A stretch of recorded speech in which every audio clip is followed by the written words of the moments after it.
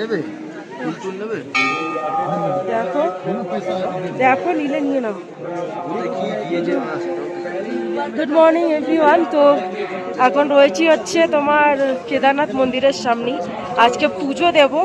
কালকে রাত্রির 11:35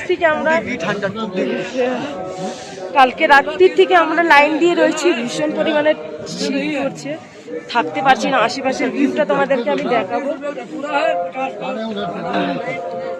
দেখাবো ওইটা। এখানে দেখতে পাচ্ছ আমরা প্রসাদ নিয়ে নিয়েছি, যেটাকে বাবাকে দেব। চলো এবার তোমাদেরকে ভিউটা দেখিয়ে দিই। বাবার দর্শন দেখি করাতে পারি নাকি, তাহলে সেই হিসাবে তোমাদেরকে বাবার দর্শনটা করিয়ে দিই।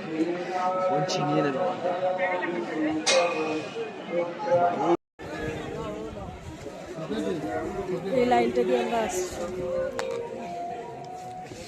বরফ দেখো, পয়সা ঢাকা যান। হ্যাঁ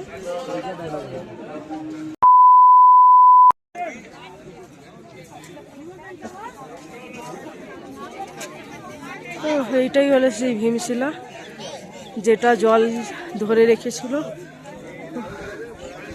খুব ভালো পুজো দর্শন করেছি। এখানে শিবের ত্রিশূলটা রয়েছে, আর একটা রয়েছে। খুব ভালো পুজো হয়েছে, তাই তো? খুব ভালো।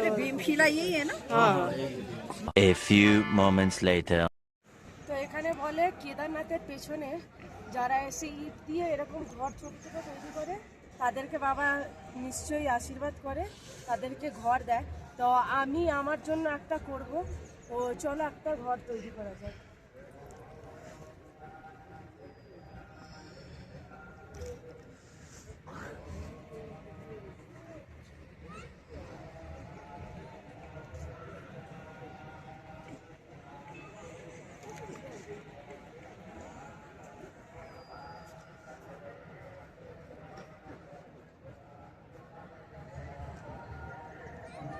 তো আমার যেটা ঘর ছিল সেটা আমি বানিয়ে দিয়েছি। তো আমার ফ্যামিলি থেকে কোনো দিন কেউ এখানে আসতে পারবে কি পারবে না আমি জানি না। তাদের জন্য আমি ঘর তৈরি করব। ফার্স্ট আমি তৈরি করছি আমার দিদির জন্য।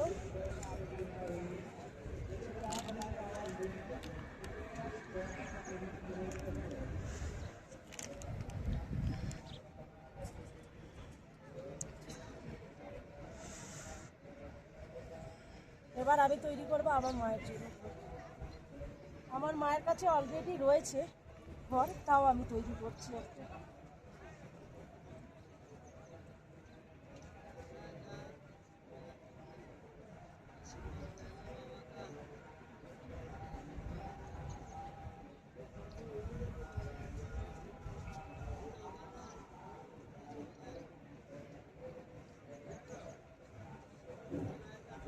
ব্যাস ব্যাস 4 তলা।